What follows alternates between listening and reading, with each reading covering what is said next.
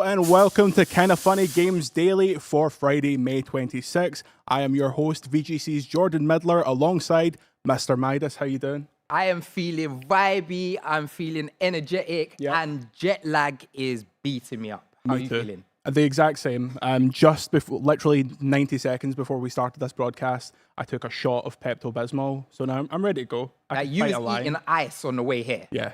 But you know, once that red light starts, you've just got to go. There's no second chances. Now, Jordan, Yep. I got a confession. Yes. I'm super excited to be here, Uh-huh. but there's a real reason why I'm here. Mm-hmm. You want to know what it is? I'm dying. I'm on tenterhooks. The real reason I am here is because Greg Billboard Miller, you have been destroying the British accent. It is disgusting. It is horrible. We do not sound like that. So I am here to let you know how we speak, how we sound. I don't even drink tea, but I do like biscuits. And Greg Miller, I like your beard, mate. I like your beard. Well, I would say that is actually how English people talk, but certainly not Scottish people. Anyway, today's stories include an apology for Lord of the Rings Gollum, Tears of the Kingdom pitches a popular glitch, and more, because this is Kinda Funny Games Daily, each and every weekday at 10 a.m. live right here on youtube.com/kindafunnygames and twitch.tv/kindafunnygames. We run you through the nerdy news you need to know about. If you're watching live, you can correct us when we get stuff wrong, which we won't, at kindafunny.com/you're-wrong. If you don't watch live, you can watch later on youtube.com/kindafunnygames or on podcast services around the globe by searching for Kinda Funny Games Daily. Remember, Midas, you're going to remember this? Yeah. You can use the Epic Creator Code Kinda Funny on all Epic Store and Epic in-game purchases, like your Rocket Leagues, like your Fortnites, Of course. like your all those other games. Just not Gollum. No, we're going to announce that later in the show, actually. To be part of the show, you can head to kindafunny.com/KFGD to write in with your questions, squad ups, and more. And remember, patreon.com/kindafunny to get the show ad-free, plus a bevy of bonus content. We've got some housekeeping. A new episode of The Blessing Show, in my opinion, the best Kinda Funny content, is coming this week. Join us on our YouTube channel at Wednesday, 10 a.m. Pacific, for The Blessing Showcase. No guesses what that's going to be about. A new Kinda Funny Xcast is up right now with the one and only Ryan Mccaffrey from IGN. That's up on youtube.com/kindafunnygames.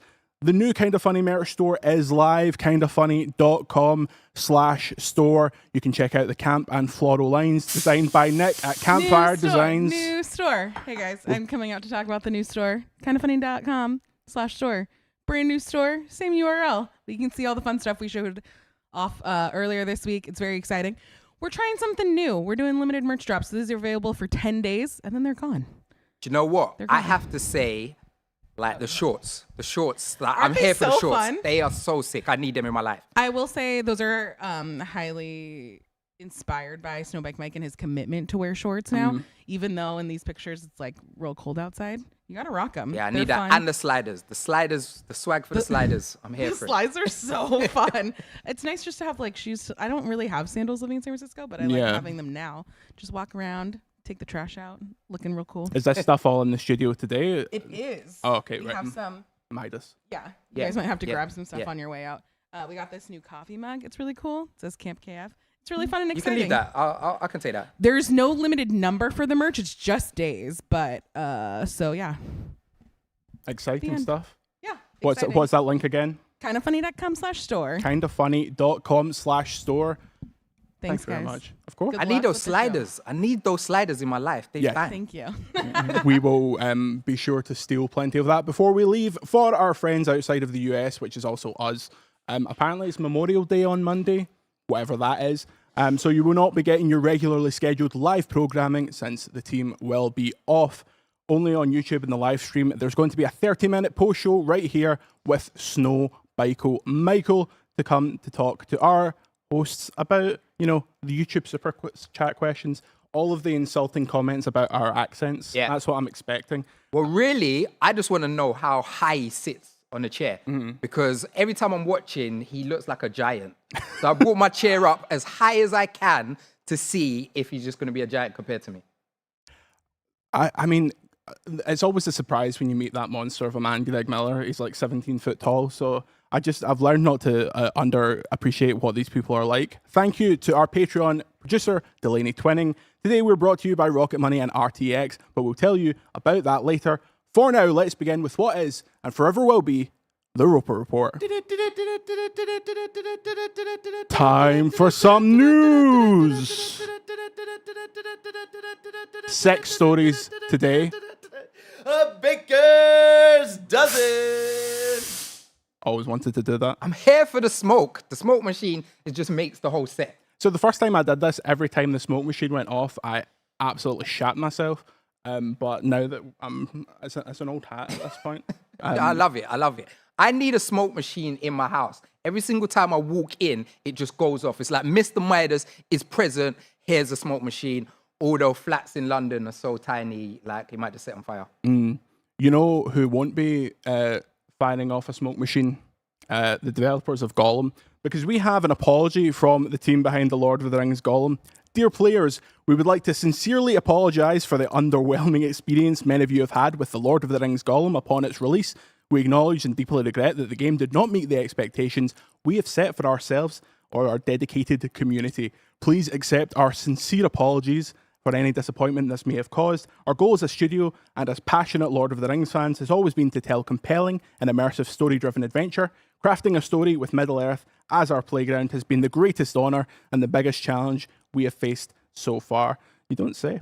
At Daedalic, we understand that the game's success relies on the enjoyment and satisfaction of its players. We genuinely value your feedback and have been actively listening to your voices, reading your comments and analysing the constructive criticism and suggestions you have provided. Our development team has been working diligently to address bugs, technical issues that many of you have experienced. We're committed to providing patches that will allow you to enjoy the game to its fullest potential. Once again, we deeply apologise for the inconvenience caused, appreciate your understanding during this time, and we will continue to keep you updated on the progression and transparent communication for upcoming patches and improvements. Thanks for your support. Sincerely, Daedalic. Now, Mr. Midas, we were in a cab 2 days ago. Yeah. And I was saying, I hear this Gollum game's not great, and you were like, what Gollum game? This, you know what? I'm watching every gaming show. I'm in every vlog, every blog. I know about everything that's happening, and I've never heard about this Gollum game. And then I went on Metacritic, and I saw a score of 36, and I was like, wow. Yep. Like, it looks trash. I don't even like to say games look trash, because, like, making games is hard, but this looks trash. You never see a 36. Like, you see bad games, but that has to be such a bad game that the entire critical community has to have this consensus. And obviously, games critics have a tendency to sometimes overscore or sometimes just be like, you know what, maybe this is a 3, but I'll just give it a 5 because no one will say anything. But this was a proper kicking. This was quite insane. It does make me want to play the game now, though. This is the thing as well. It's like, this game's probably going to get so much press and so much traction just because people want to see how much of a hot mess it is. Yeah, that's it's weird though, because at some point, well, Roger's played it, but at some point it's not so bad it's good, it's just bad. It's just a terrible game, and 36 seems to suggest that. Do they ever fix this? Can you fix a 36 Metacritic game? When I think 36, I think I turn on my PS5 and it explodes. Yeah. Literally, like, I have to build them for a new console every time I play it. That's how bad I'm thinking. But yeah, I don't really think you can fix something that is this far gone. What's your favorite bad game? My favorite bad game is probably, I don't know. What's your favorite bad game? Let me have a think. The Legend of Zelda: Breath of the Wild. Listen, I like you. I don't want to fight you on set. We both will. I'll Exactly. come out there. Yeah, together we got him. Easy. Yeah. Easy. I'm from the streets, you know. I'm from Paisley, mate. Okay, I'm sorry. I'll back down. Everyone can agree that Tears of the Kingdom finally fixed that mid-ass game. No, So- no, we are No, not. we can agree This that is Tears facts. of the Kingdom build on top of a masterpiece that cracks the code and what makes natural exploring in a Nintendo game feel great. That we can agree on. Listen to this guy. Like, where's your brain at? Nah. How are you even speaking about Breath of the Wild in the same conversation as Gollum? I mean, That is just rude. a lot of people are saying it. I'm just hearing it on the grapevine, you know. See, we don't chill in the same places. It's just there's a lot of conversation. It's very similar types of games, if you ask me. Speaking of Zelda, they've patched out one of my favorite things about it. Tears of the Kingdom patch removes every duplication glitch. I bet it's not every one of them. This is from Ryan Mccaffrey at IGN. Nintendo has released a patch for The Legend of Zelda Tears of the Kingdom that removes every duplication glitch from the game, as reported by Vooks, who I'm not familiar. Some players may want to hold off updating to version 1.1.2 of Tears of the Kingdom if they hope to keep using duplication glitches to essentially gain infinite rupees. While the patch notes don't mention removal of these glitches, it was quickly discovered by players looking to break the launch versions of the game that all known methods for duplicating items have been removed. This includes perhaps there's duplicate any item when fused with an arrow alongside the weapon and the shield glitch and more.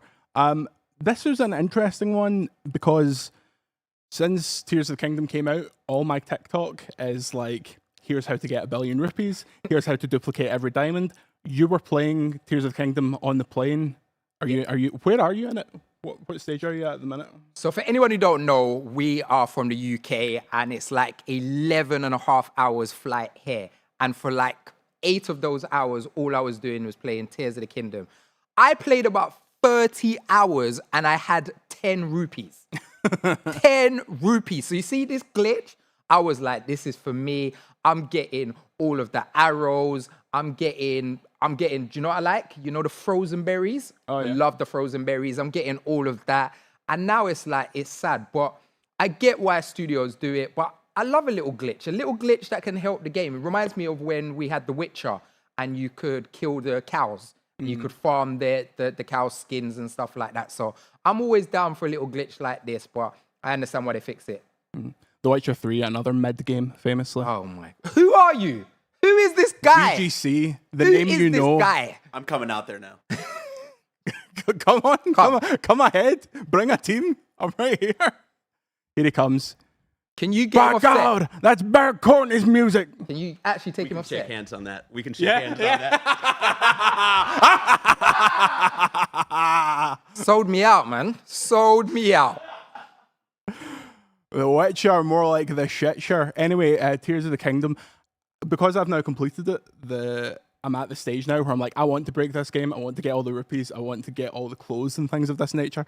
But yeah, they say they've got all of them. I bet you there's a new duplication glitch. Oh, 100%. Already. 100%. Yeah. I've literally just done 2 dungeons and I'm probably about 40 hours in. That's how lost I am in this world. Yeah. Super, super lost. It's a really incredible game because during the review period, I was DMing One Blessing Adeoye Jr. I don't know if you're familiar with him. Basically being like, I'm at this point of the game. What should I be doing? And he's like, you have to go. Like the embargo is this date. You have to go and finish it because you're just kind of walking about. You get so lost. But yeah, it's a special ass game. Is anything beating that for Game of the Year? No way. No way. No. Final Fantasy 16 might be able to get on its coattails, but it's not beating it. But I need to know, what are you glitching? What would be your favorite glitch to kind of duplicate? Would you try to glitch another Princess Zelda so we get to see 2 Zeldas on the screen at the same time? I mean, I'm not an avaricious man, so I'm really just trying my best to get as many rupees as possible. I want to buy out the castle. And speaking of Mr. Zelda, there's a Blessing Adeoye Jr. waiting in the wings. Here he is. He's going to say What something. up? I'm sad I didn't get to talk about this duplication glitch thing, so I figured why don't I just come through and actually talk about it, because I've not gotten to talk about it on air yet, and I made a tweet about it talking about it's surprising playing through Zelda and having that game have virtually zero bugs, but then like there are 10 and only a growing amount of ways to like duplicate items. And so right now I'm with you, Jordan, that like I beat the game. I put in about 90 hours into the game, and I've started seeing the TikToks of how to do the duplication glitch. And when I tell you that I have tens of thousands of rupees, Hell yeah. when I tell you that I have so many batteries, when I tell you that I've used this glitch nonstop for the last 3 days, and I'm actually glad they're taking it out because it's become the only thing I'm doing while playing the game. I absolutely love this glitch. So now you can actually play the game. Now I can actually play the game. Now I can actually use all these batteries and like actually build shit to actually fly. Yeah. What are you buying with all them rupees? That's what I need to know. Oh, I am building a house. I'm building a house. I actually finished building my house. I posted my house on Twitter. Barrett, don't pull it up. I actually don't know what I'm going to use these rubies for anymore. Just buy all the clothes. I just guess need I a- could do that, yeah. We need the MTV cribs of your place in Zelda. I that's what I basically did. There is like I would say a pretty standard house, right? I got 2 floors, I got a bedroom, I got a kitchen, I got a secret gallery that you can only find on my Twitter. And so if you want to know what's up in my secret gallery, go on Twitter at Blessing Jr. Check that out. And also Jordan, Mr. Midas, nice having you guys in today. Of You course. guys are killing it. Thank you. Thank you. Appreciate it. Appreciate it. We're never leaving these. Yeah, we're not chairs. leaving. This is the new. This is the UK takeover. This is the new world order of Kinda Funny Games Daily. We are the outsiders, Kevin Nash and Scott Hall. Yeah, Tears of the Kingdom, good game. People are going to be talking about it for a long ass time, but we've got a lot of good games coming up. June, we've got Street Fighter, Diablo, Final Fantasy. I am And excited. And no Gollum. Poor Gollum. Story number 3, John Wick 5 has been confirmed, and John Wick video game proposals are moving ahead. John Wick 5 is in the works, Lionsgate have confirmed, and the company has also discussed how the John Wick AAA video game is coming along.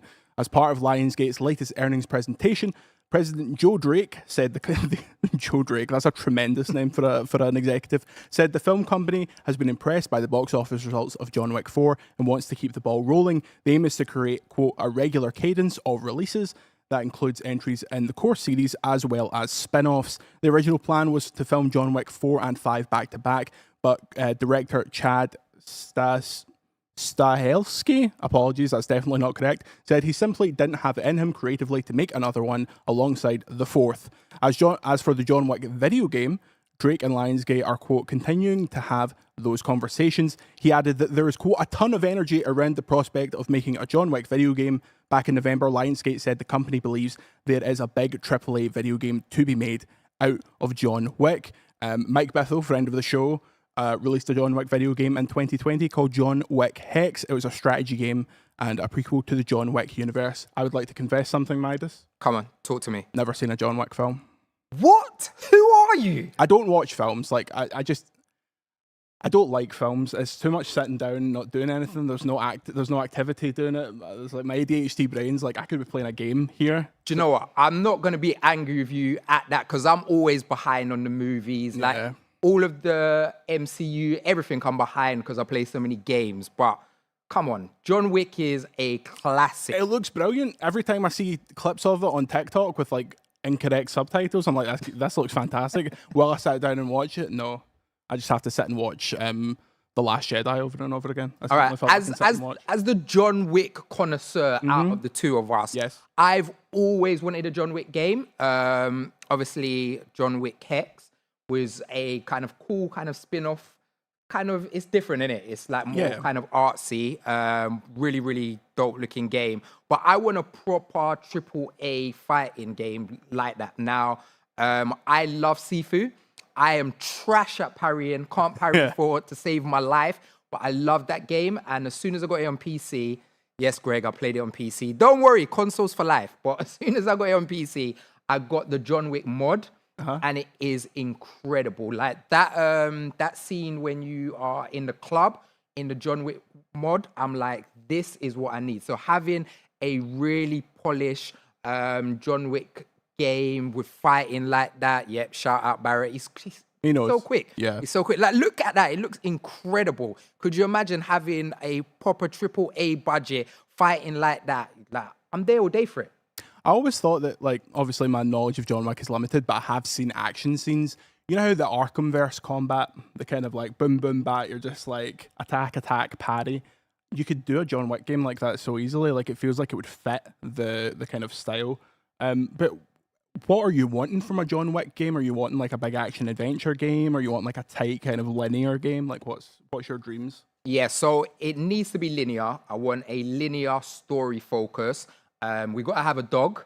Yeah. Yeah, because spoiler, John Wick's dog, they murk him. Yeah, he passes away. So yeah, we need a dog. We need cars. We need a horse. And we need lots of fighting. I know it sounds like I'm talking about a whole different type of movie. It's not that type of movie that you're thinking in your head right now. But yeah, I think a proper linear, story-driven with really tight combat. And what you're saying about the Arkham combat is perfect.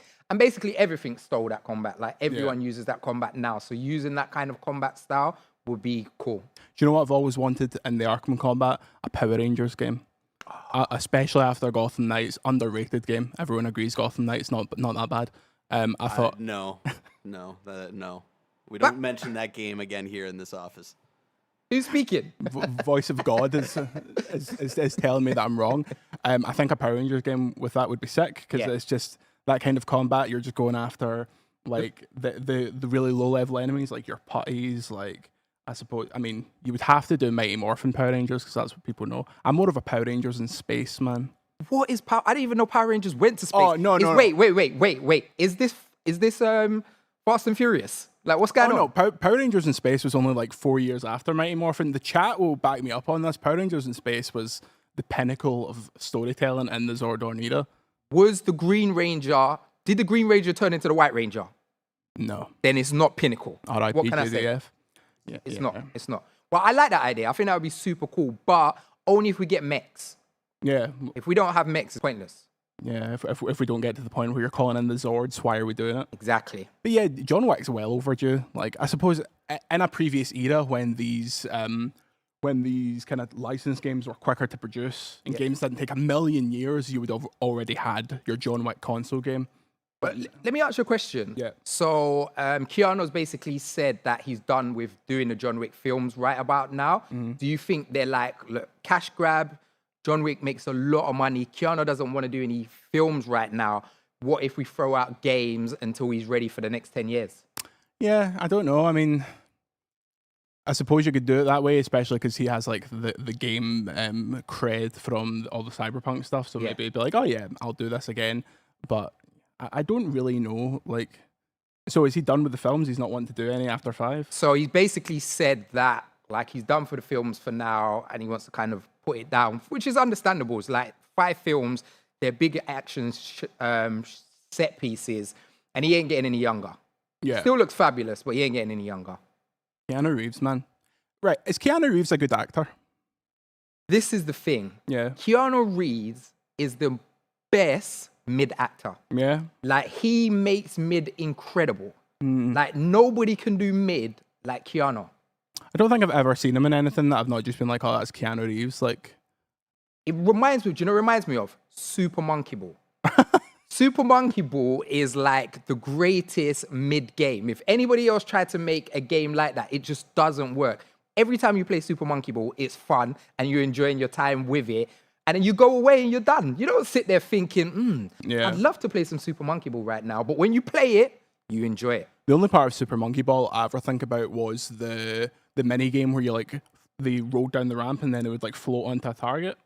I would play that relentlessly on the GameCube version, and then when they remade it, time's a flat circle. Whenever they remade it recently and put those games out, that's all I played. So you never played Super Monkey Ball snooker? No, I've played all of it, but that's the memory. That's the one we used to play and like fight each other over because that was the kind of high score chasing. But yeah, bring back Super Monkey Ball. Maybe that's Sega's like mega game. Yeah, we need it. Yeah, we need it. Story number 4.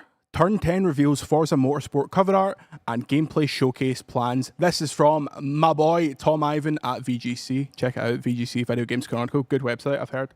Turn 10 Studios has revealed Forza Motorsport's cover art and confirmed plans to showcase the racing game next month. The game's box art features a couple of cars.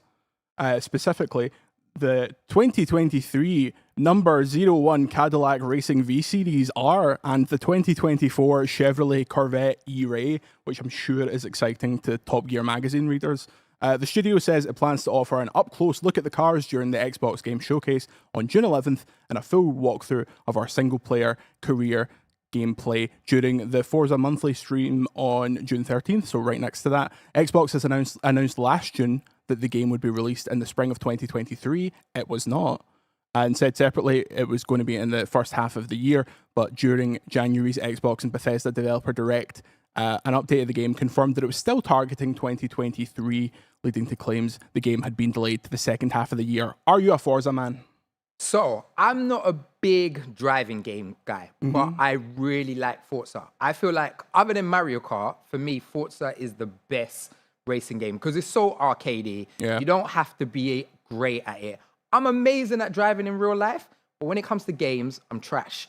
But Forza just gives me, it makes me feel special. It makes me feel like I'm John Wick.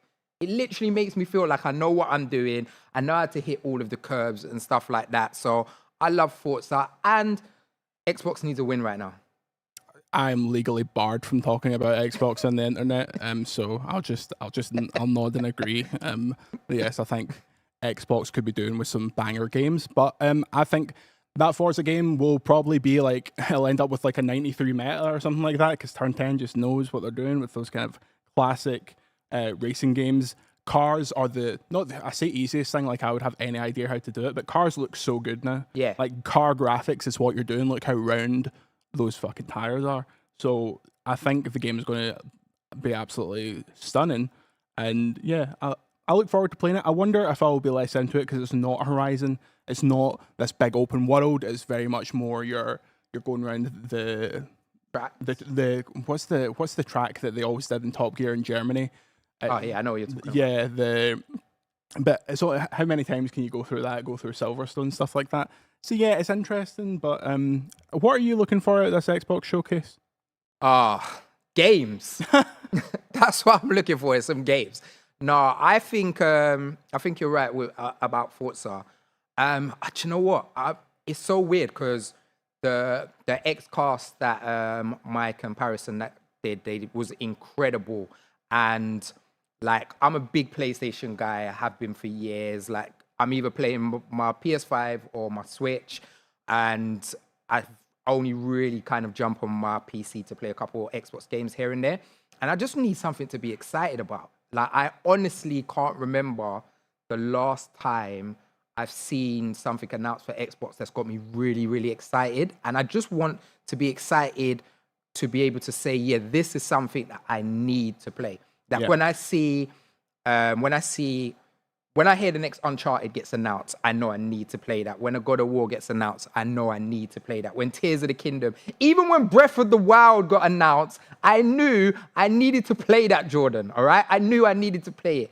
And I just really hope that Xbox is able to give me a showcase that's got me saying, rah, I really want to play this, because I don't think anyone wants them to lose. I think everyone wants them to win. So hopefully you get something excited from them. What about you? I'm absolutely dying for them to just pull the finger out and be like, this is it. I want Starfield. I'm a big Todd Howard man. I'm a Todd Howard apologist at this point. Like I even thought Fallout 4 was pretty good. So I want Starfield to come out and be like, this looks sick. I want us to see Avowed. I want us to Fable? Yeah. I think the Fable project's potentially in a bit of a worse state than people realise, but they have a big slate, and I just want things are so much better when all of the companies are doing well. Yeah. And as soon as Xbox starts firing out these unimpeachable games, I will stop getting abused as much on Twitter. So it's a win-win for big JJM. Well, I'm here for your abuse, because the way you talk about Breath of the Wild is just rude. So, like, I'm not backing you for the abuse. I'm just asking questions. Just keeping it a buck. There are dozens of us that believe this. Yeah. Yeah. Literally 12. Well, I can smell on the wind. I can smell some advertisements on the wind, Remember, you can go to patreon.com/kindafunnygames where you can get the show ad-free. Speaking of advertisements, let's let these boys pay the bill and tell us about our sponsors. Shout out to RTX for sponsoring this episode. If you're looking to spend an amazing summer weekend in Austin, Texas, the RTX convention is the perfect excuse. RTX is a gaming, comedy, animation, and podcast festival that Rooster Teeth is throwing in Austin, Texas at the convention center from July 7th through 9th. And rumor has it, a couple kinda funny people whose names may or may not rhyme with Mo Trike Like and Loey Moel are planning to head down to party as well. RTX has so much to offer over the 3 days with activities like a free paranormal-themed escape room, achievement hunter, mini golf, VTubing with Ruby characters, and over a dozen live shows with guests like Dungeons and Daddies and Therapy Gecko. There are also evening events each night, from parties to a comedy showcase, an evening rave, and everything in between that can be found in Austin. Buying Ultra and Platinum badges will get you the highest perks, but there's also a solid deal right now where people that purchase weekend and daily badges get another badge for 50% off. Go to rtxaustin.com to select badges and to find additional information. Don't miss out on one of the biggest parties in Austin this summer. Shout out to Rocket Money for sponsoring this episode. We all love gobbling up content, and we have an understanding of what subscriptions we use, or do we? Do you know how much your subscriptions really cost? Most Americans think that they spend around $80 a month on subscriptions when the actual total is closer to $200 plus. You could be wasting hundreds of dollars each and every month on subscriptions that you don't even know about. Rocket Money is a personal finance app that finds and cancels your unwanted subscriptions. It monitors spending and it helps you lower your bills all in one place. Rocket Money has saved some of us here at Kinda Funny a ton of money, and it can help you too. Rocket Money also helps you manage all your finance in one place and automatically can help you categorize your expenses so you can easily track your budget in real time. So stop throwing your money away. You can cancel unwanted subscriptions and manage your expenses the easy way by going to rocketmoney.com/kindafunny. That's rocketmoney.com/kindafunny. rocketmoney.com/kindafunny.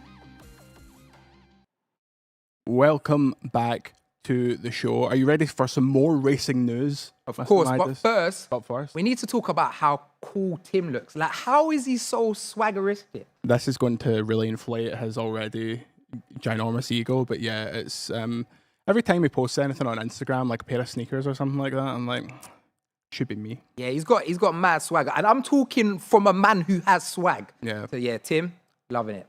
But yeah, tell me about more cars. More cars. That's what they're calling the sequel to Hot Wheels Unleashed, because the details for Hot Wheels Unleashed 2 have seemingly leaked. This is back to Tom Ivan at VGC, the site that you should be going to every single day. New details for an unannounced but anticipated Hot Wheels Unleashed sequel have seemingly leaked. Last month, images of a toy car featuring the Hot Wheels Unleashed 2 turbocharged logo surfaced online, alongside claims that the model will be a GameStop exclusive. According to a new report from data miner Bilbil Kun, who has an excellent track record of product leaks. This is editorializing. It really does. That Twitter account is absolutely unimpeachable at this point.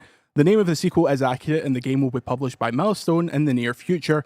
Developed and published by Milestone, Hot Wheels Unleashed, the first game, was released in September 2021 for PC, Nintendo Switch, PlayStation, and Xbox consoles. Plans for a sequel may be not too surprising, given that the original was, quote, the most successful title in Milestone history, according to a March 2023 press release from the games company and toy firm Mattel. They said that Hot Wheels Unleashed sold over 2 million copies. It was later included on Game Pass and PlayStation Plus. You ever play that first one? Do you know it's the last time I played a Hot Wheels game? Yeah. On the Super NES. That is the last time. I'm talking old school. I don't think I was alive. On the Super NES, that's the last time I played one. And this Hot Wheels looks super incredible. Like, I heard so many good things about it, but I missed out. Like, Yeah. Tell me why it's a must play for me. I mean, a must play struck bad at showing some proper video game footage here. That first one, There's a cat. It was cool. It was very proof of concept. I think it stood out less because the Forza expansion with Hot Wheels exists too. So it's not. It's the same way that new Lego 2K Drive thing doesn't seem as impressive because the Forza Lego thing already exists. But yeah, that first game, swimming in sevens is one of those totally fine 7 out of 10 games. I think a second one could be great. Obviously not the target audience for it necessarily. Do kids go crazy for this Hot Wheels game? The kids even still know what Hot Wheels are. Is Oh, Hot yeah. Wheels still like a thing? Oh yeah, I think so. And Dad's still trying to connect things together and like, how do you do this? I bet the Hot Wheels technology has gone absolutely crazy It's at this got to point. be a thing enough that they are confident to make a video game a couple of years ago. I just want to shout this out because this is like a 7 out of 10 that I love, like a 10 out of 10 because it's kind of in that weird in between of like a proper racer and a kart racer. And it knows how to have fun. A lot of like the weird unlocking all the cars and stuff was really weird, and I think it got a little microtransaction-y, but I never paid attention to that. And put like dozens and dozens of hours into this game. So I'm excited for a sequel. Hell yeah, that's 1 copy sold. But can you connect the track together yourself? Because if you can't, I don't want to play. There's like custom built tracks and stuff. That's like the whole thing. I want to pull you up on something. Go on. You said Super NES. SNES. Well, this is the thing. Since we're in America, we have to be respectful. They take how you pronounce these old consoles so seriously. Well, because of the abuse I gave Greg, I couldn't come up here and say SNES, so I had to say Super NES. Yeah, I'm waiting for the chat to catch up, but like I always hear them call it the SNES. Like, that's just wrong. It's just too many syllables, if you ask me. But the Super NES. So I wasn't alive at this point. My first console was the PlayStation. The original and the best. Like my first console was Mega Drive. Yeah. So 90s, the classic era of games. Those games don't really hold up. But yeah, people in the chat, OMG's us saying SNES is the way. Then right below them, not the Lysander saying Nintendo. SNES. Like, I don't get it. We shouldn't be talking about these old games. Old games is old. But I think I want to. Okay, I've been told to say Super Nintendo, say the whole world. Yeah, the Super Nintendo entertainment system every time you talk about it. But yeah, Hot Wheels Unleashed 2 almost certainly going to be. Bet you that's a Jeff Fest announcement, Summer Game Fest. Yeah. And now the latest from Plastic Cars, and then it comes up. And that needs to be the transition. That was perfect. Yeah. I saw Jeff Keighley just then. My impressions are second to none. Yeah. I do a really good Jim Ryan as well from PlayStation. Let's go for it. Welcome to the PlayStation experience. I was there with you. It's like he's in the room. I was there with you, my G. I'm sorry that we didn't have any games. Damn, they said it was impossible to get PlayStation guys in here, you know? I mean, Jim Ryan is gaming's second most famous Jodie after Lucy James, so it's an accent that I can pull off pretty well. I want more of these Daft Wee racing games, much like that Lego Drive game. There's something about a racing game that just does it for me. Have you got any games in that, any genres where you're just like anything that comes out in it, I'll start playing it? Do you know what? I do love a Lego. So I love a Lego Harry Potter, Lego Star Wars, a Lego, just anything. Like, even if you gave me, I don't know, what's a really daft horror? Megan. Let's get a Lego Megan game. I'm here for it. Legging. I wonder if those Lego the Lego license games are kind of done, because Traveler's Tales. So apparently Traveler's Tales, the thing they're doing right now, is the Skywalker saga, but the Harry Potter films. So they're doing like a big version of that. Whereas, it feels like they should be just out here pumping out these wee 10-hour adventures. Like I want a Megan. I want a everything. I even want. Do you know what they should recreate? Like certain rap videos. Give me a Lego Nicki Minaj. I'm here for it. Super bass. Yeah. Get a little Lego character out on the beach. Make your a Lego just dance. Make up your own dance moves. I'm here for it. Anyway, story number 6. The new Alone in the Dark stars David Harbour and Jodie Comer, and it's out in October. This is from my sworn enemy Chris Scullion at VGC. The upcoming remake of Alone in the Dark will star David Harbour and Jodie Comer. It's been announced. Developed by THQ's Swedish studio Pieces Interactive, Alone in the Dark will be released on October 25th and be available on PlayStation 5, Xbox Series X and S and PC, and priced at $59.99. Not a $70 number. As revealed during the new showcase video highlighting the game stars Harbour from Stranger Things and Black Widow, and Comer from Killing Eve and Free Guy as the series protagonists Edward Carnby and Emily Hartwood as they explore the mysterious mansion of Deserto. I don't think that's how you pronounce it, who cares?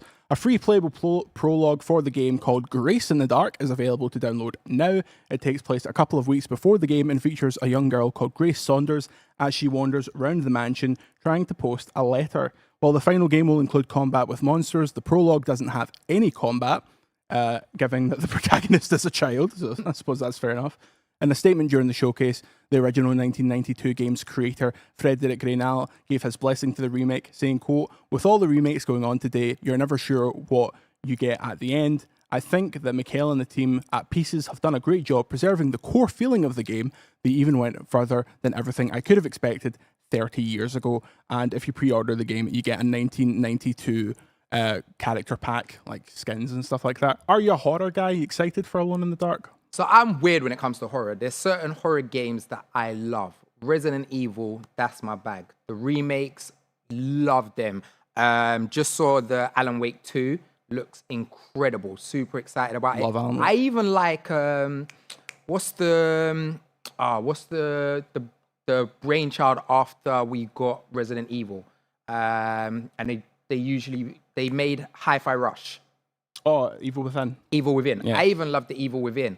But Alone in the Dark is something that I've never really played. Was it on the GameCube, the original, or is it just the Dreamcast and PS2? I'm not entirely sure. There was an Alone in the Dark game on the 360, I'm pretty sure, that I remember seeing in like used game shops, but I never played it, so. That's literally what I think about Alone in the Dark. Alone in the Dark reminds me of when you go into, do you know what a Blockbuster is? I've got, come on. Just making sure you're a baby. You might not know what a Blockbuster is. I live in Paisley, mate. We had a Blockbuster up until like 6 months ago, I'm pretty sure.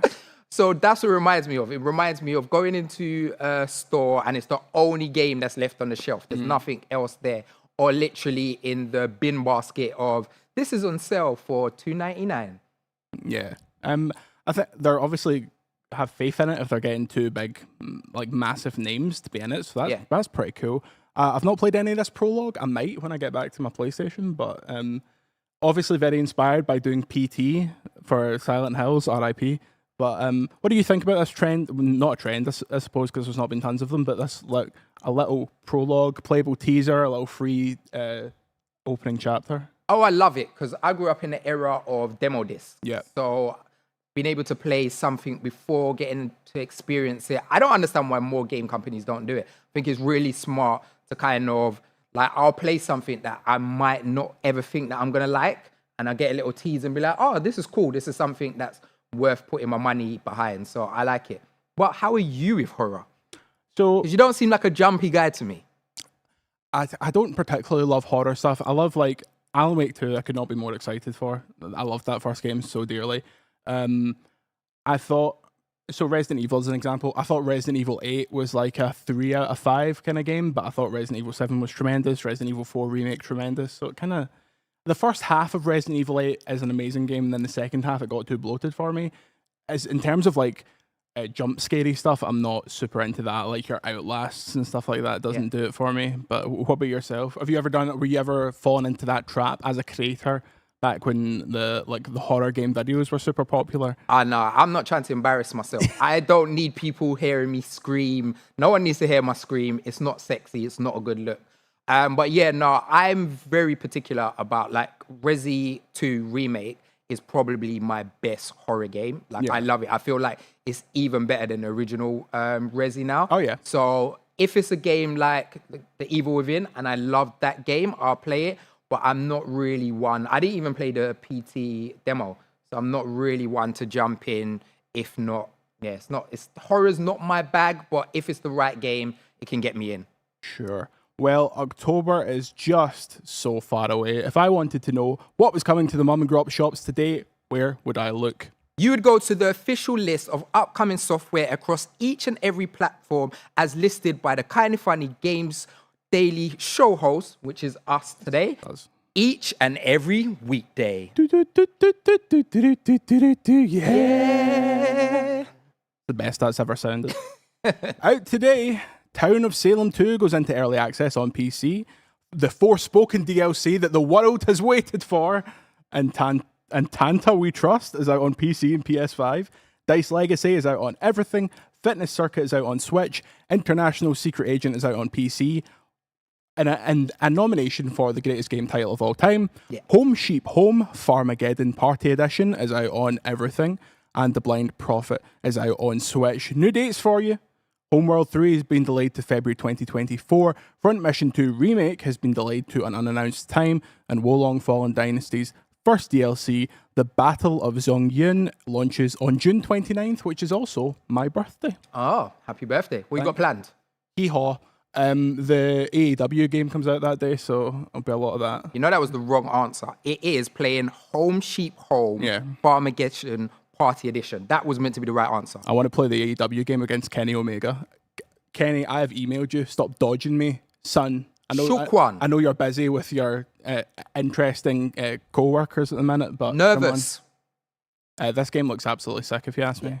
Shaun the Sheep type beat. We go to Wario64 for the deals of the day. If this will actually open up for me. Star Wars Racer and Commando combo on PlayStation 4 is $9.99 on Amazon. So hit that up. You ready for some reader mail? Yep. Let's go. You can write into kindafunny.com/KFGD to get your questions right on the show, just like Daniel Summers.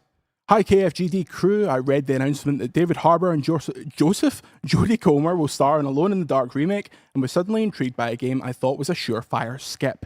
It immediately had me thinking, what franchise do you think would benefit from strong stunt casting with facial capture? Personally, give me an Assassin's Creed game with Gal Gadot and protagonist Javier Bardem as the villain or vice versa.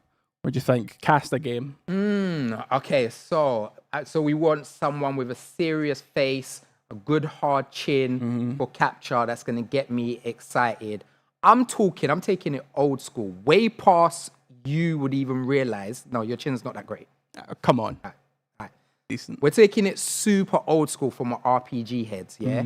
I would like Skies of Arcadia. Oh, here we go. That is like the first pirate game that I ever played. But I want someone serious. I want someone like, if Tupac Shakur was still alive, bring him back. Or Lil Wayne. Yeah, we can have Lil Wayne as casted in Skies of Arcadia. Yeah. He looks like a pirate anyway. Yeah. I'm not entirely sure. So I'm a Jonah Hill devotee, so I'd just like him in anything. Put Jonah Hill in Alan Wake 2 as Alan Wake. That would... Well, we've already got it with Alan Wake. Give me something new. Right. I might be going off my head here, but is the facial capture for Alan Wake Troy Baker? Because he looks identical to him in a couple of the images I saw. Like, I watched the showcase on a plane on dodgy Wi-Fi, so I don't know, but it looks like... I know it's not him doing the voice, but it looks like his face. Could be. That happens a lot, though, with facial capture. They get one person to face it and another person to voice, which I find really weird, because I know a couple face actors, and they're in loads of games, and then the voice is completely different from what they sound like in real life. Throws me every time. Yeah, strange one. Chris Drummer writes in, do you think the lackluster PS showcase had anything to do with the ongoing Activision deal? Some tweets were flying around from game insiders stating that many of the games we were looking forward to are seeing close to completion, and that was surprised that they didn't, and many were surprised that they weren't shown. Do you think Sony is holding out until the FCC approves or denies the deal to really let loose? No. I don't think I had anything to do with that.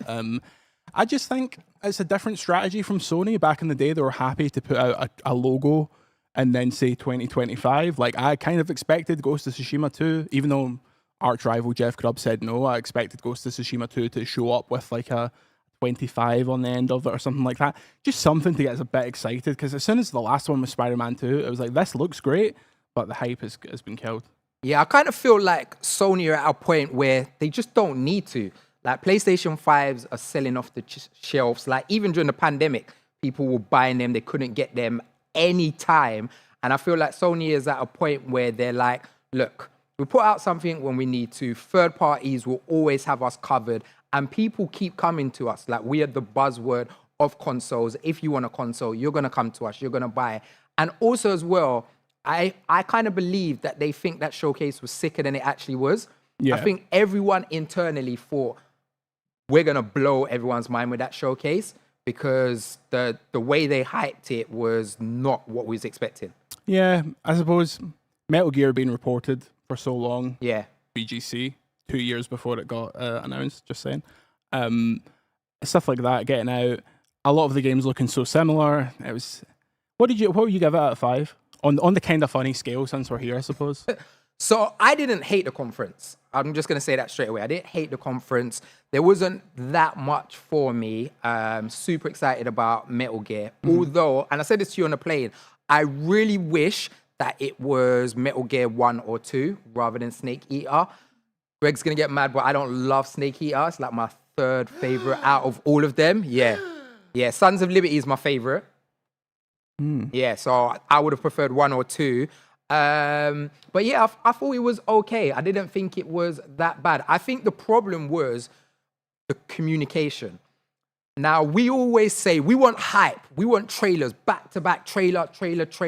Now, you can do that when you got big names. When you got Ghost of Tsushima, when you got Fractions, when you got those big names, you can just do trailer. But when you're doing stuff that are like, oh, we don't really know what that is, this is a third party, this is a new hybrid we're working on, you need to communicate that to us. You need to speak to us. So I think it needed to be like that. And to be honest with you, it just needed to be a state of play. If that was a state of play, everyone would have been losing their minds. Yeah, at this point, state of play seems to be just for Warner Brothers games that they have marketing deals with. Like at some point, I was like, fuck it, just show another hour of Suicide Squad, why not? But yeah, I thought it was fine. I expected more, but... Yeah. The thing that surprised me the most is we still no Factions 2. Yeah. That blows my mind. The anniversary's on the 13th of June, so I bet they do a stream there that's like, here's the game, here's the beta date, we'll see you later. But even if we just got a logo with a date or a logo with the year, I kind of feel like that was the time. But like they said loads of times on Kinda Funny, if they started it with Spider-Man, then we knew it was going to be a big one, and Spider-Man coming at the end was a bit needy. But I did love the Spider-Man trailer. Oh, yeah. That was really, really gameplay. That was cool because I had no clue that we'd actually play as Peter Parker in the symbiote Venom suit. Yeah, that kind of hyped me. I think that's like a lock-in. Like it's one of those games with Spider-Man 2. It's like I know I'm going to play it. I'm excited to play it. I'll probably end up being the one that reviews it. So seeing it doesn't do tons for me. I'm always more interested in the unknown. Although the unknown stuff they showed wasn't the most compelling. Boots? That cat game that did actually. The tagline was like "Shiver your whiskers" or something like that. Cat Quest, baby. Cat Quest, yes, we're all about that. Day one buy. Yeah. Day one buy. We've got your squad ups here. Chris Drummer, who just wrote in, is looking for people on PlayStation 5 to get back into The Division 2, a criminally underrated game. The Division 2, if you ask me, that is a 7 out of 10. That I love, like a 10 out of 10. I will play that endlessly because the numbers go up. You get a gun, then 5 minutes later, you get a very slightly better gun. That's video games to me. That's literally life. Do you know what? I would have loved if The Division 2 had a story mode. Yeah. Like a proper, like still have it as it is, but like a proper little narrative to go with it. That would have got me excited. Yeah. Chris Drummer, cjdrumm, CJDU. Oh, wait. It's cjdrumm with an extra M on the end of it. So CJDRUMM. That's CJDRUMM. It's come time for the part of the show I was looking forward to least. You're wrong. You can write in when we get things wrong. Although some of these I don't classify as us being wrong.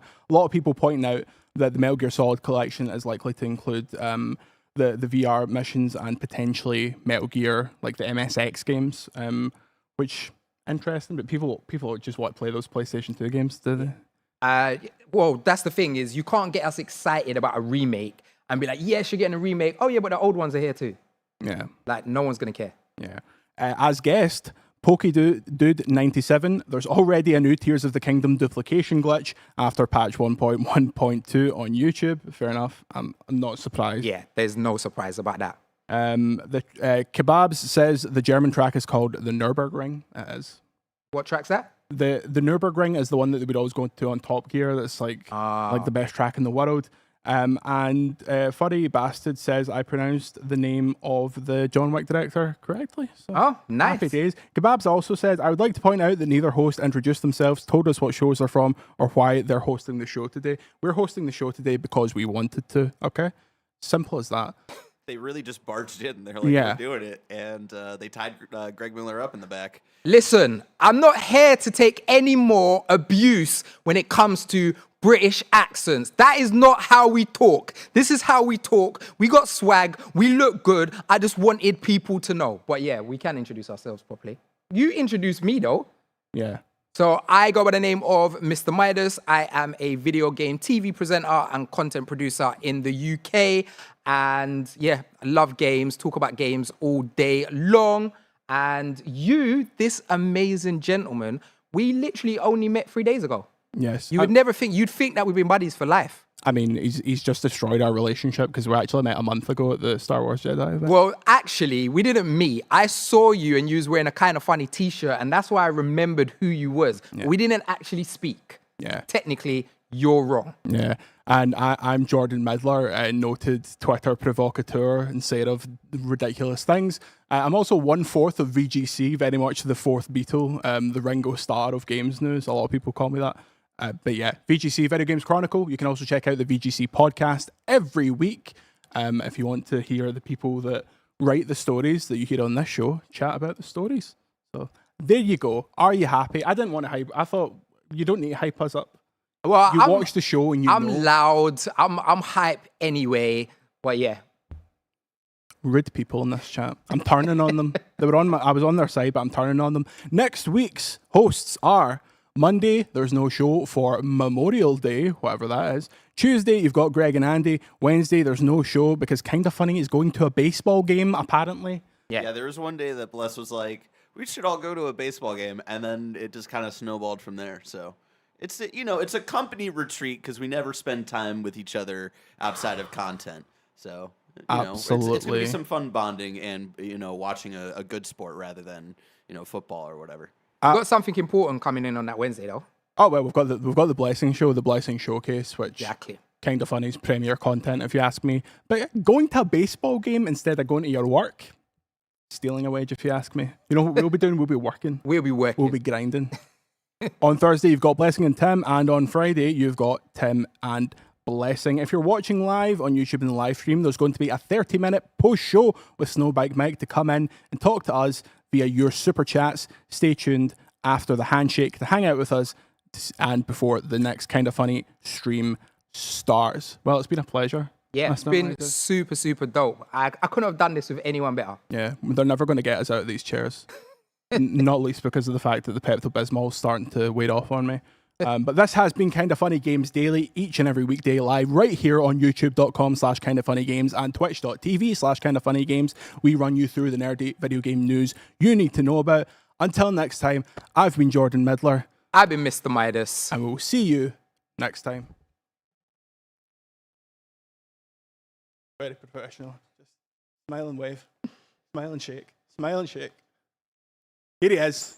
Homie! Here he is. I get to hang out with you too. Snowbike I'm Michael. pretty excited about this. How is your chair so high? He does it just to upset me. Like, I love being up high, you know what I mean? do you know what? I thought my chair was super high, and I was like, yeah, his chair's not going to be that high. Like, you've actually blown my mind how high this chair is. Jesus Christ. One of those.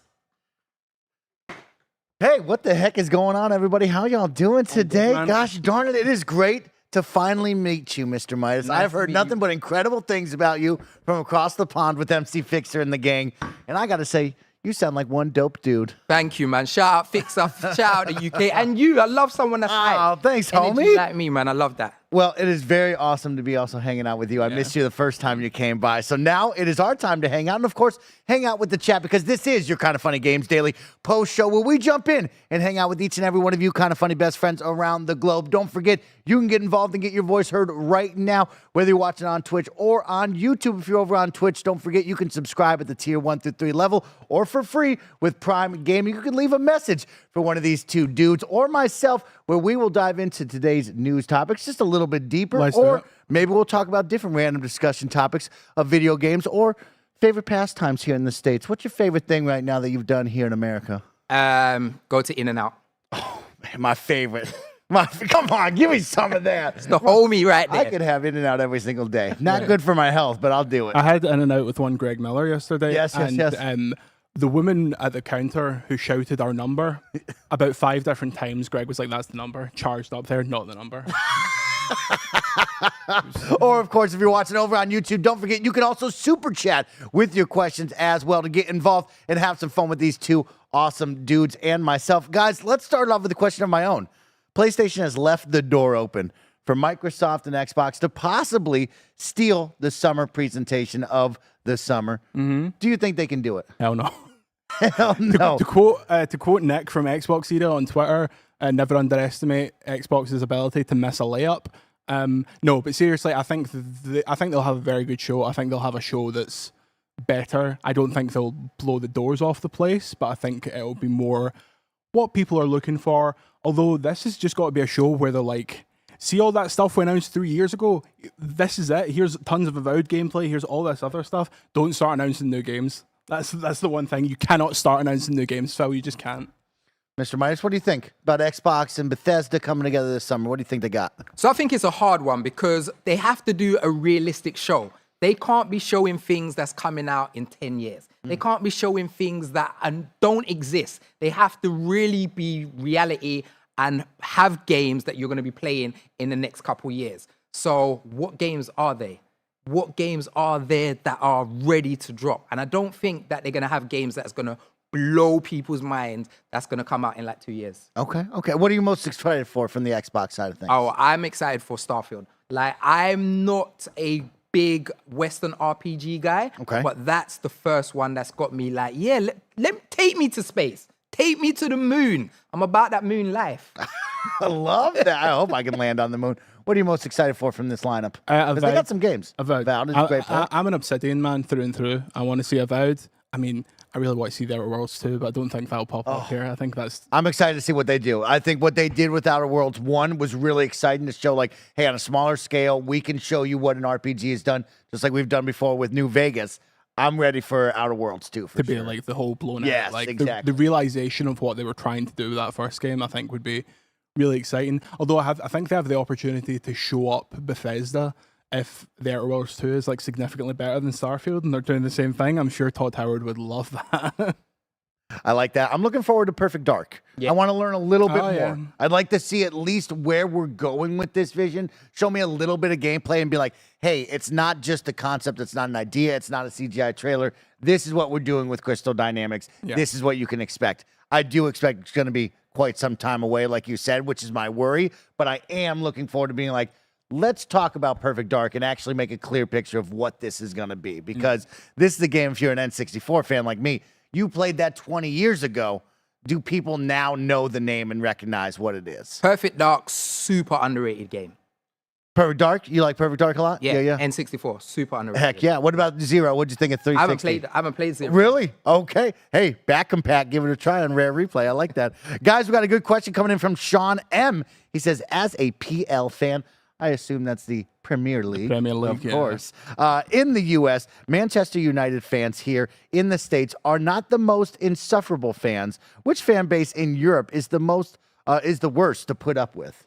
Rangers, Glasgow Rangers, who are the rival of my team, but that's nothing to do with it. They are the worst fan base in the world. They are. Let me say something that won't get me stabbed the minute I get back. Okay. We don't need any like of that. It's like that. Yeah, they're horrible people, and they should be ashamed of themselves. Midas, I'd say Arsenal fans. I think Arsenal. Are you Tottenham? Arsenal fans. No, I'm a Man United guy. But I think Arsenal fans are the worst. I think they just feel upper echelon. Yeah, and don't know why. That North London, it's that big fancy stadium. It's the £9 for a beer. It's all that stuff. Like, it's absolutely choking the title for Man City to come and win it. But I suppose you guys got Champions League football now, so happy days. Welcome to the Kinda Funny Football Cast. Yeah, let's talk a little football though, because of course I watch a lot of YouTube videos, and I actually somehow have a lot of YouTube videos from the UK. Okay, and so I'm seeing a lot of football on my feed all the time. But you know what I'm really into? Dope football kits. What is your favorite jersey that you own? Because I follow some jabroni. I don't know how he got on my feed, but he's like Away Days is his name, and he has like a cool show where he's at like some vintage shop and he brings in YouTubers and they go through all the different football kits there and they show off what, like, hey, this is my childhood kit, or like, oh man, you see this dope Ronaldo kit? Like, what's your favorite jersey you own or you have owned? So I had the old school Ronaldo Man United kit. So when Ronaldo first came, like Vodafone, the Vodafone Ronaldo, like I was high. I was walking around in the street with that on, like, yeah, Ronaldo. We got Ronaldo, and now it don't mean nothing. I think for me, my favorite Celtic top is from like 2006, because that's when I first started going to the games, so that's very nostalgic. In terms of just a top, I think all the Barcelona kits just look so nice. There's just that classic silhouette of like the maroon and blue stripes is wonderful. But this is the thing, now football tops are like 90 quid. When I feel like back in the day, it's like 40 quid or something like that. But because they're fashion items now, because it's streetwear, there's like a markup to it. Yeah, I went to buy a Chicago Bulls jersey when I did, and it was like $90. I was like, what? Yeah, we're selling jerseys over here for like 90 to 140 Yeah. is what the price range is now, depending on what type of jersey, which is crazy. Crazy.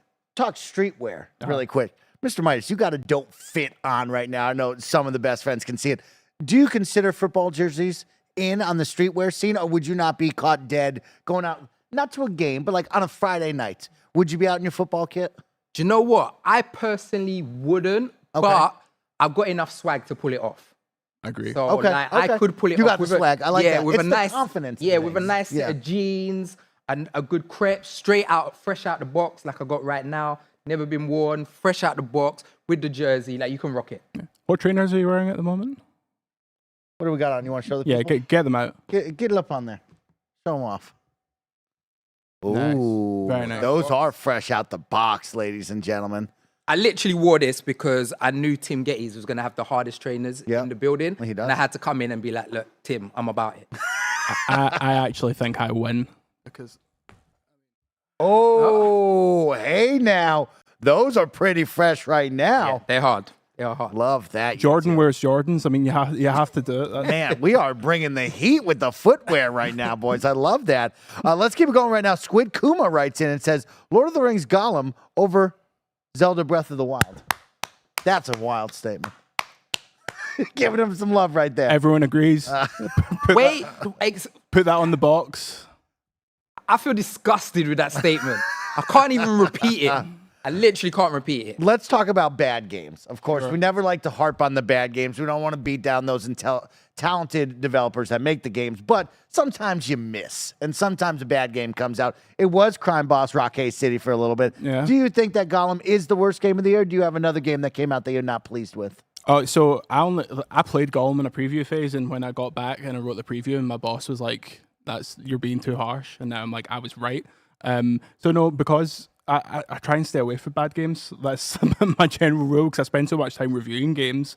When I'm not reviewing a game, the only game I play, FIFA. That's it. That's my calm down game. I like that. Mr. Myers, what's the worst game you've played lately? Like, what's a bad game where you're like, you know what? Put that down right away. Do you know what? I was really disappointed with Redfall, like most people were. Like, I love Deathloop. Like, Deathloop was like one of my games, and I was expecting a lot, and Redfall really didn't hit it for me. But that Gollum game, I wouldn't even pick that up. I wouldn't even... Look, if I put that on my PlayStation, it might explode. Yeah. Like, it might just blow up. My house might go on fire.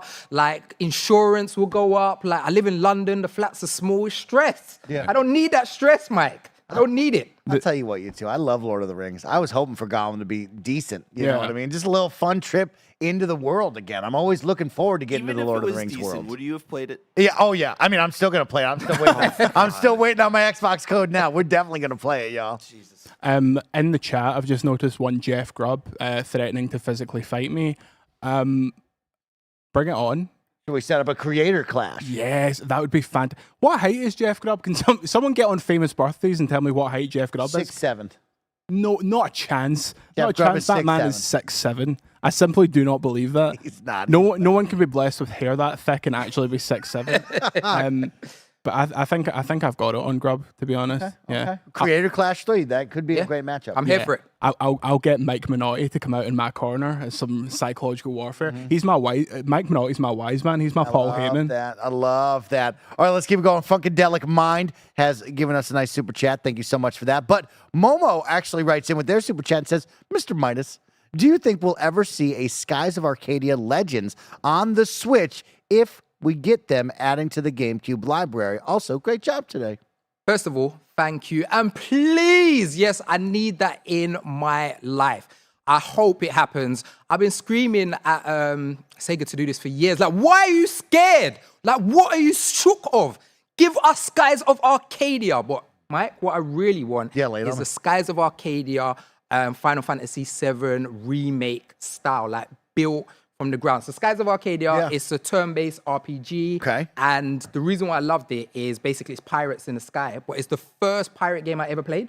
So it was before Black Flag and all of that. So it was super cool. So yeah, I really hope we get it as part of the GameCube Cube collection if it comes. That will be, and I want to play it on the Switch as well. That would be incredible. I love that. Yeah, I'm a big fan of back compact games, right? Being on the Xbox side of things, I love having the old games still playable on the new hardware. And yeah, I want to see that on all pieces of hardware with all the teams so I can continue to play the games that I love. Yeah. But talking about a game built from the ground up that you want to see, remade, one of your favorites, what's one game that you wish would get that kind of treatment?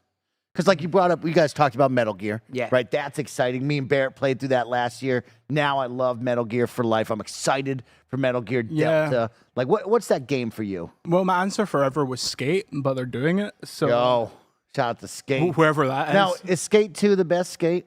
Yes, this is the thing. Like, It Skate is. 3 is probably a better game and it has more going on for it. Skate 2's got better vibes, better soundtrack. It's just the more complete. That's the game. Although that's the one they struggled to put out on the Xbox One 360 back and pack because some of the music and stuff they just couldn't get Yes. cleared. So yeah, it was Skate forever, but I don't know. I want a new Mirror's Edge. Like, I love Mirror's Edge. Catalyst was such a disappointment. So, but that's the original Mirror's Edge still looks fantastic, even though it came out 15 years ago at this point. So, I don't know, what's yours? What's your dream announcement? Just jumping off of that, we just talked about that in Remember Blank of saying, man, Mirror's Edge was ahead of its time. If that game came out right now, it'd be the talk of the town. It was great back then. It was something different with the parkour and the free running. But like, if you drop Mirror's Edge right now with that art style, that vibrant, like bright white with red flashing through it all, like I think Mirror's Edge would blow up. I think people would go wild for that one. Mike, can I get another one? Yeah, I want you to give me another one, please. And Barrett, this is for me and you. I need it. It needs to be Persona 3. I need a full Persona 3 remake. I don't think you'll be waiting too long for that. The rumors out there, and I need it because with the when they relaunched the games, Persona 3 Portable plays trash. I can't play it. It's just like I can't. So Persona 3 remake, that's what I need. I like that. That's a There's good that one. leaked footage. Who knows if that's actually legit or not? But if they're going as all out as that footage seems to be, it's gonna be a cool one. I'm excited for that. I like the Skate pull. I'm a big Skate 2 guy. Danny Way's Hawaiian Dream, one of the best tracks around, man. You smashed that big air. It never was replicated ever again. I mean, I know they tried in Skate 3, but it wasn't quite the same feeling, unfortunately. But too disconnected. Like, Yeah. it was Skate 2 was a lot more key. But Skate 2 is the one. I mean, for me, if I could go back and give a full remake to something, it would be Conker's Bad Fur Day. And I got a little bit of that with Live and Reloaded, right? But I would love Conker right now. I think the potty mouth, come on. I'm here for it. The I love platformer games are hot right now. I think Conker would hit with an audience. That would be a ton of fun. And a great little multiplayer lineup that they had there. Loved that stuff. Let's jump in. We got some more stuff coming on. Zaxxon writes in and says, as someone who also is not high on Breath of the Wild, I'd be interested in why Jordan doesn't like it as much as everyone else and what he likes about TOTK.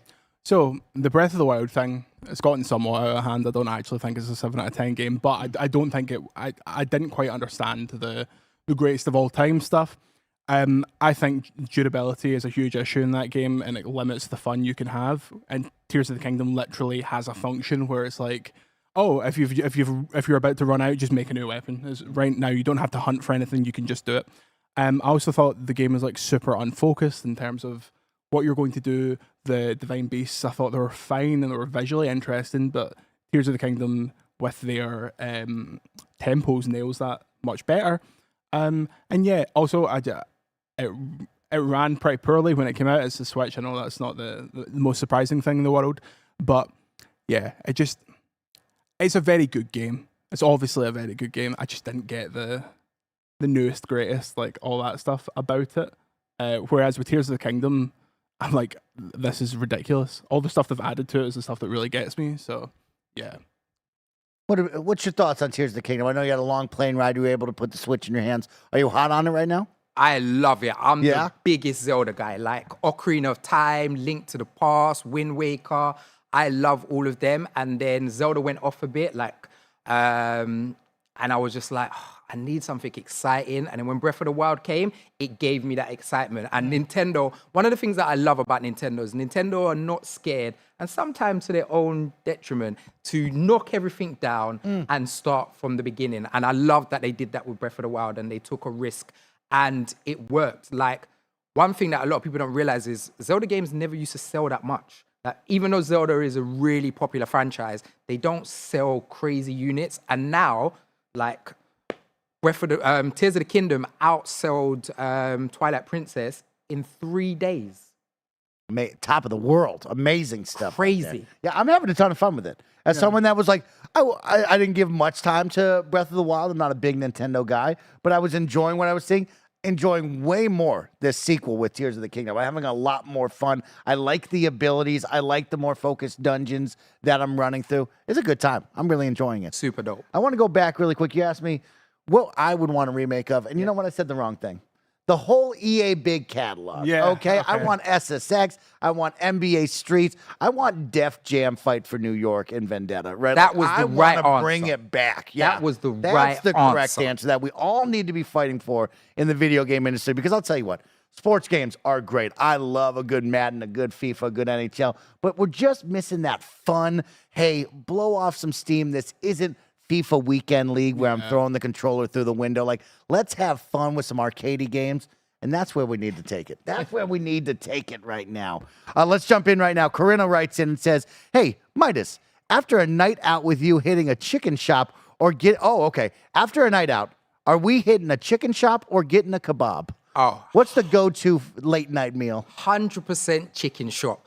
We can get 2 pieces of chicken and chips. We can get a chicken burger with a slice of cheese and chips. That is me all day long, chicken burger. But I just saw something in the chat that kind of got me hyped. Lay it on. I saw Mr. Midas fans. I don't know who that is, but shout out Mr. Midas fans. I saw some Mr. Midas fans writing, can we be called the Golden Boys? Do you have a tagline for your fans out there, your best friends? So we are the Golden Gang.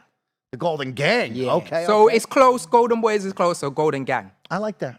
That's dope. And shout out right there, getting some love from across the pond. Let's keep it going. Matt writes in and says, Midas, why is The Last of Us 2 so much better than The Last of Us 1? Matt, don't make me come to the US and have to fight you. Wait, this is my good friend Matt Silva, who is Canadian, and he thinks The Last of Us Part 2 is better than The Last of Us 1. He's correct. He's not. Yeah. The He Last of Us is. Part 2 is the best video game ever made. No, The Last of Us Part is- 1 One of the best stealth games for is sure. the best game ever made. The Last of Us Part 2, technically, as the technical part of the game, is incredible, but the story in The Last of Us Part 1, like, you can't match it. It's a very basic story, you know.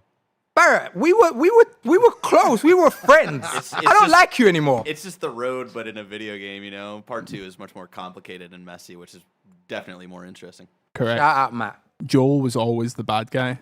That's the... Yeah, Part 2 is like an unimpeachable game for me. I will not hear any slander against it. No, but don't get me wrong. Part 2 is a masterpiece. Yeah. But it's a masterpiece after Part 1. Just saying. Nah. Okay, I like that. I love this stuff right here. Funkadelic Mind writes in again, says, Snowbike Mike, bowls, blunts, bongs, or joints. Always a nice J, my friend. Tavon Lawrence writes in and says, Mandy playing Outlast on stream yesterday was hilarious. That was my question. Thank you. That's Mike and Andy playing the Outlast trials on stream. Let me tell you what. Wow, oh wow, I am blown away by what this team did creating the Outlast trials. This is a fun co-op horror experience, right? Like, Right? That's the cutest name ever as well. I love the Mandy. I love Here for that. it. I'm You know, here for it. let's make sure to share that with Andy. He'll love that. here As he tries to run down the street away from me. But I'm telling you what, I'm always looking for a good co-op game. I love a good multiplayer game with my friends. And when we talk co-op horror experiences, there's not many, right? I think in the past couple of years, we've been blessed with some. Phasmophobia is coming to the mix. We've got a lot of asymmetric games with the 4v1s, horror, you know, Dead by Daylight's hot, of course. You've got, I think, a Texas Chainsaw Massacre coming soon. But like, this game was very well done. Very dope puzzle games they had to figure out. Scary horror moments, a lot of cat and mouse chasing, running away from the bad guy. I'm impressed with this game. So if you guys, when you get back home, grab a couple friends and want to play that game, I recommend it. I think it's a good one. Do you know what's the best co-op horror game? Lay it on me. Overcooked 2. I love That it. will break relationships, friendships, everything. Now, are you the head chef in the kitchen? Are you the number 2? Or do you think you just fall in line and you look for the orders? Where do you fall when we play Overcooked? You got 4 jabronis here. Where do you normally fall? Mike, do you even have to ask me? I mean, I Do know you where even you're need going, to ask but me? if you're saying it's a horror game, Is it a leadership No, problem? it's not a leadership problem. It's people cannot take orders. That's what it is. People do not know how to take orders correctly, Mike. I like that. I agree with that. Yes. It's right. I'm guiding you. Listen to me, Roger. It's right. Yeah, you're doing it wrong, Roger. What are you doing? What are you following Overcooked? I liked Overcooked. I liked the first one. I thought it got slightly too complicated in the second one, but yeah, it's one of those games that you play after a few times you play it. Once you get too good at it, it ruins it for me, I think. I like the kind of chaos and the madness of it, but yeah, it's those kind of co-op games are excellent. I have one friend that's too good at the game. Like, he truly understands the game. Yeah. He understands that if you don't start, the timer never starts. So, like, we prep everything beforehand. It's like, you've taken the chaos out of it. Now it's not fun anymore. You know what I mean? I'm like 4 stars on Overcooked 1, 4 stars on Overcooked 2, and I'm just going through the DLCs now, 4 stars. Now, can I recommend you guys a game? Because you talk about perfect video games with The Last of Us Part 2. Yes. I think Overcooked is a perfect video game. When you think of those games, that's a perfect game. Very well done from that team. But they made one that's a little less, ruin your friendships, have people yelling, Moving Out. I don't know if you guys checked this one out. I've heard of that. This one I love, Moving Out. You don't like Moving Out? Oh, it takes all the stress away from you and I yelling at Roger about being bad in the kitchen. And it's just like, hey, we're just moving things. No big deal. It's all good. Do you know why I don't like it, Mike? Because I'm not good. Okay. In Overcooked, I'm good. I'm amazing. And with that, I'm not good. And it's not my fault. It's because my legs are all wiggling. Yes. Like, why is my legs wiggling? I don't have wiggly legs. You're like Octodad is right. Oh, man, another good game, Octodad right there. We got a fun one right now. We need some UK characters in the new Def Jam game. Who would you put? Stormzy? Storms? Stormzy. That's what I thought. Yeah. No Y in that? Yeah, it's Stormzy. That's what I thought. Yeah. I'm telling you, I'm watching a lot of YouTube videos across the pond. I don't know how I know all this stuff. Big Yeah, that's Mike. right. Or Wretch 32. Okay, so it has to be Stormzy. Wretch 32 he's like our classic rapper. He's like your J. Cole. Okay. He's like our classic. But Stormzy is like a 50. The 50 Cent. He's the popular one. Okay. He's the bigger one. So it would have to be Stormzy. Well, shout out knowing the UK rap scene. I'm impressed. I like that. You hip on the UK rap scene? Yeah, I mean, Stormzy, Big Mike is a huge guy, so I think it would have a huge advantage in Def Jam. But yeah, it'd be interesting to see who they would put in from the kind of modern era, especially when like the rap scene is kind of so expendable. Like people are popular for a year and then they're gone. So true. It's not like the mid 2000s where you would kind of be established for like a couple of years at least. Yeah, it's very interesting because I would love the OG cast, right? Because I think you go through that list, you got a lot of great ones. Ghostface Killer, you got Snoop Dogg, right? Like Method Man's in there, Redman. Nowadays, I would love all those people added with the new class, right? I'd like to see Lil Wayne now in there. Of course, Drake has to be in there. Oh my gosh. Lil Uzi Vert has to be in there. There's so many that got to go in. But yeah, give me 3 to 5 UK. Let's show some love to across the pond. Who's in to adding on to this? We have to have Kano in there. Kano is like one of the best grime MCs. Okay. Kano, I would say Dizzy Rascal, another old school one. Dizzy. These are like more old school. I like that. And Skepta maybe. Skepta would be amazing. And then from the new kids, I would say so there's a group called D Block Europe. Okay. They're basically a spin-off of the US D Block, and they're like super, super popular. So they would be pretty cool. And do you want to throw in the last one? What about like JMX? Yeah. I love that. Yeah. I love that. I'm down with that list. That's a good list. Also, shout out to Dave. Tamor had put me on to Dave a couple of years ago. Dave is incredible. Psychodrama, I think, was the one that I listened to. And yeah, that was awesome. I like that. Yeah, I'd like to see it worldwide, of course, add everybody in there and really get it going. They need to make that game. They got to make that game. Yeah. Oh, man. I'd like to see some Jamaican artists as well in there. Throw in me some Vibes Cartel, Movado, all of that. Get it going right now. Kev writes in and says, what happened to Sony Days of Play? Don't you know anything about Days of Play? What is that? Is that where we go hands-on or something? Was that the hands-on thing, or was that their like... That sounds like a sale promotion to me or something like that. Okay. But yeah... Days of Play. We'll need a fact check on that, Midas. Yeah, we're gonna get a fact check on that. I haven't heard of that. It sounds like a promotion, right? Yeah. Where I go to the store and it'd be a bunch of demos or sale, right? Yeah, it's a big sale. Okay, we got a sale going on. What happened to it? I don't know. Are they not still doing it? was essentially a sale Yeah, and that game looks like an sale. old Okay. page. Oh, okay. Like maybe a year or two ago. I don't know what the situation is over here, but in the UK PlayStation Store, they're constantly having like massive sales. Oh, I'll tell you what. Every time I jump on the Xbox store, they're always having a sale. They're looking for you to spend that money anytime you get it. Yeah. Especially with digital copies now, they're willing to just throw that on sale, come back 2 weeks later, it's full price. Next week, oh, it's 30% off. Just take it. We don't want this anymore, you know? What games are you grabbing on sale? What do you like to look for on sale? Is there something that jumps out at you? Yeah, so Mike, I love RPG. I love a action adventure, something like that. So to be honest with you, a lot of the times I've already played the big first party PlayStation games and stuff like that. So when I get a sale, I like to get a little gem, something different that I wouldn't usually play. So I might get like a platformer on my Switch or something like that. Just something that I was like, oh, that's interesting. I never got the time to kind of check it out rather than, because I've already played all the big games. As soon as they come out, I'm on them. So yeah, just a little gem, something that's a bit different. I like that. Yeah, for me, it's like Steam does it so well. Yeah. Anytime I go on Steam or even on Xbox and I see a game that's $5 to $10 when it's on sale, I'm like, oh, you got me, right? Like I'm looking for those easy purchases where it's like, oh, that's $7. Yep, yeah, I'll buy that. Oh, that's $5. I got that. I will buy a game if it's under 15. I'm no even thoughts about it. We're just buying that right away. I love that. What's the last game you bought on sale that you liked? So usually I'm just filling up the Steam Deck if it's time. If it's a sale time. What was the? I think it was the Dragon. I bought Dragon's Dogma recently because obviously people go crazy about Dragon's Dogma 2. So I was like, okay, I'll get this on. I think it was the Steam Deck. I'm pretty sure, and try to realize why people are so obsessed with it. I like that. Yeah. Also, my favorite thing about sales: buy all these games, never play them. Never play. Come on, never play them. You know that. You know that. Get out of town, man. We got some love right now.